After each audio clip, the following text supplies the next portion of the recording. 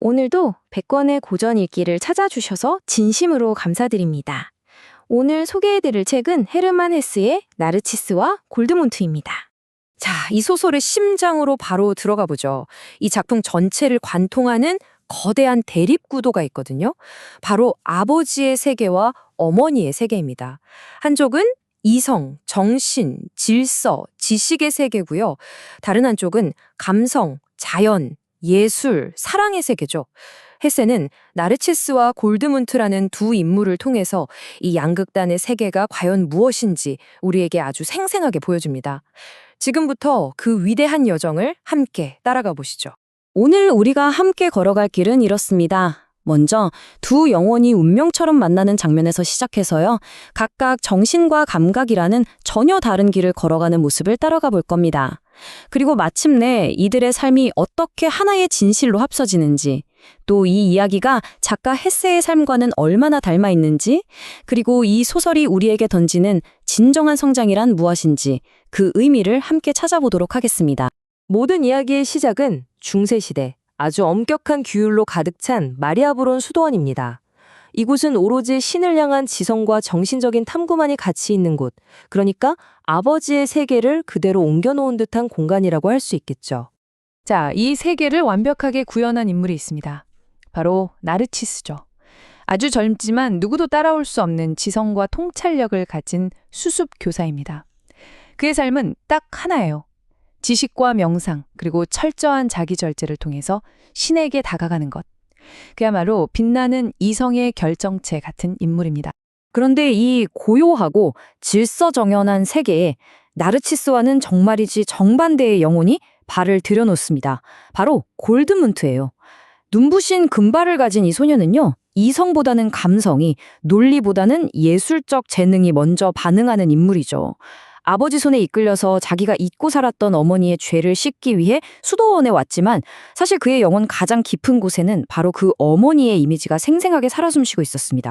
이렇게 만난 두 사람은 이제 각자의 길을 걷게 되는데요. 먼저 지성과 질서의 극점에 서 있는 인물, 나르치스가 추구하는 정신의 세계를 한번 깊이 들여다볼까요? 철학 좋아하시는 분들은 아마 들어보셨을 텐데 나르치스는 아폴론적 인간의 원형을 대표합니다. 그리스 신화의 태양신 아폴론처럼 이성과 질서, 밝음과 명료함 이런 것들을 추구하는 힘을 상징하죠. 그의 세계는 모든 것을 언어로 설명하고 논리로 분석할 수 있는 그런 완벽한 형식미의 세계라고 할 수 있습니다. 근데 나르치스가 진짜 대단한 건요, 그냥 똑똑하기만 한 게 아니라는 거예요. 그는 친구의 영혼을 비추는 거울 같은 존재가 되어줍니다. 자신의 그 날카로운 통찰력으로 골드문트 내면에 잠들어 있던 예술가의 본성을 단번에 꿰뚫어 본 거죠. 그리고 깨닫습니다. 아, 이 친구는 여기에 있을 사람이 아니구나. 그래서 골드문트의 등을 떠밀어 줍니다. 세상으로 나가서 너 자신의 길을 찾으라고 말이죠. 골드문트는 친구의 조언을 듣고 수도원의 문을 나섭니다. 그리고 이 선택이 바로 그의 인생을 송두리째 바꿀 거대한 여정의 시작이었습니다. 방랑과 사랑, 예술과 고통으로 가득 찬 진짜 삶이 그를 기다리고 있었죠. 나르치스가 아폴로온이었다면 골드문트는 그 반대편에 서 있는 디오니소스적 삶의 화신이라고 할 수 있습니다. 술과 축제의 신 디오니소스처럼 그는 정해진 질서가 아니라 열정과 생생한 경험, 그리고 삶의 혼돈스러운 아름다움 자체를 온몸으로 줬습니다. 그의 길은 대지와 감각, 도치와 예술, 그리고 죽음을 통해 다시 태어나는 길이었죠. 그의 삶은 정말이지 한 편의 영화 같아요. 수도원을 떠나서 자연 속에서 살아남는 법을 배우고 수많은 여성들과 사랑을 나누면서 쾌락과 고통의 양극단을 맛봅니다. 그러다 우연히 위대한 조각가 스승을 만나서 자신의 예술적 재능을 발견하고 그 모든 경험을 작품으로 만들어내는 법을 배우죠. 하지만 그의 여정은 거기서 끝나지 않아요. 유럽을 덮친 흑사병의 한가운데서 죽음의 공포를 생생하게 목격하고 결국에는 금지된 사랑 때문에 사형 선고까지 받게 됩니다. 여기서 정말 중요한 포인트가 나옵니다. 골드문트가 겪은 이 모든 혼돈의 경험들이 그냥 흩어지는 게 아니라 예술이라는 그릿에 담긴다는 거죠. 그에게 예술이란 나르치스로 대표되는 아버지의 세계, 즉 정신과 형식이 자신이 온몸으로 부딪히며 살아온 어머니의 세계, 즉 피와 감각과 마침내 하나가 되는 신성한 공간이었던 겁니다. 수십 년이라는 긴 세월이 흐르고 죽음 직전에 놓였던 골드문트는 기적처럼 옛 친구 나르치스에 의해 구출됩니다. 이제는 존경받는 수도원장이 된 나르치스는 그를 다시 마리아 부른 수도원으로 데려오죠.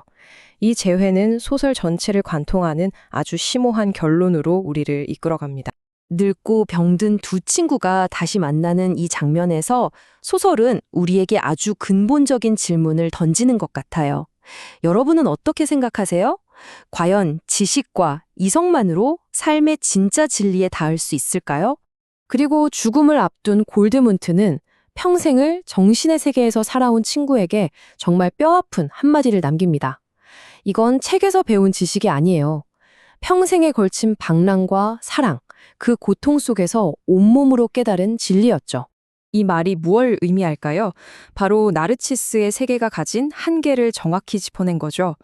어머니로 상징되는 생명의 근원, 즉 사랑과 감각에 뿌리 내리지 않은 정신은 결국 반쪽짜리라는 진실을 보여준 겁니다. 지식만으로는 사랑의 뜨거움도 죽음의 그 깊은 신비도 온전히 이해할 수 없다는 거죠. 바로 이 지점에서 아하 하고 무릎을 탁 치게 됩니다. 이 소설이 왜 그렇게 오랫동안 우리나라에서 원제 대신 지와 사랑이라는 제목으로 더 유명했는지를 말이죠. 나르치스의 지혜, 지와 골드문트의 사랑에 이 두 세계가 마침내 서로를 끌어안고 하나가 되면서 온전한 인간의 의미를 완성하는 그야말로 지와 사랑의 위대한 통합을 보여주는 겁니다. 이 이야기를 더 깊이 이해하려면 작가 헤르만 헤세의 삶을 빼놓을 수가 없습니다. 왜냐하면 헤세 스스로 이 소설을 내 영혼의 자서전이라고 불렀을 만큼 그의 삶과 고뇌가 이 작품에 고스란히 녹아있기 때문입니다. 헤세는 정신분석가 칼 용의 사상에 엄청난 영향을 받았어요. 특히 우리 인류의 집단 무의식 속에 보편적으로 존재하는 상징, 바로 원형이라는 개념에 깊이 매료됐죠. 골드문트가 평생을 바쳐 찾아 헤맨 그 어머니의 이미지가 바로 이 원형의 대표적인 예입니다.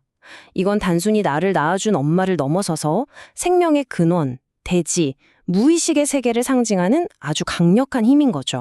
이 표를 보시면 소설과 헤세의 삶이 얼마나 닮았는지 한눈에 보이실 거예요.